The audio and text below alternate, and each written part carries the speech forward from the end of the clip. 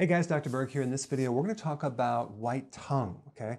This is really an overgrowth of candida.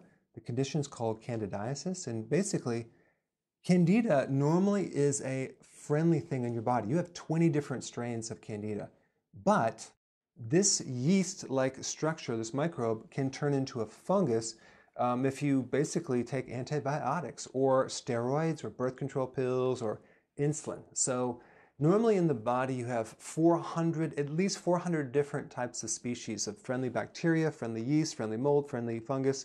And then when you kill off the good microbes, some of these bad guys can start taking over.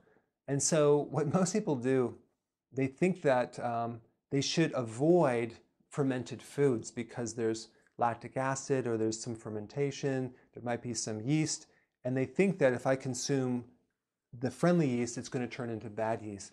But really, to correct the situation, you need to build up your friendly flora, your friendly microbes, your friendly yeast. And so that would be in some of these fermented vegetables, like you have like sauerkraut, kimchi. Kefir is a fermented product from milk. Apple cider vinegar. These are all very, very essential to eventually get rid of this stuff. Now, what happens when you have an imbalance of, it's called flora in your digestive tract, if you add too much of this, it can create a little bit of a reaction. And that's when people think that that's a bad thing, so they avoid all of it. But what you want to do is you want to start off very, very small and work up to it. If you don't have a lot of good friendly bacteria and you dump a lot of probiotics into your system or friendly yeast, you can stir up an immune reaction. So I always like to go slow. So you want to add these fermented foods slowly. And of course, you're going to have to avoid like just milk in general, any milk products, unless it's kefir, okay? And even then, some people have a problem with the milk type issues, but normally you should be fine. The other thing you want to avoid is, of course, sugar, because that's going to feed this thing more than anything.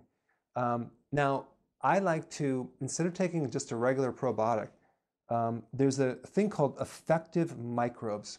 And this effective microbes is a combination of a lot of friendly yeast and things that you can take to start not only building up your friendly bacteria, but building up most of the other microbes in your system.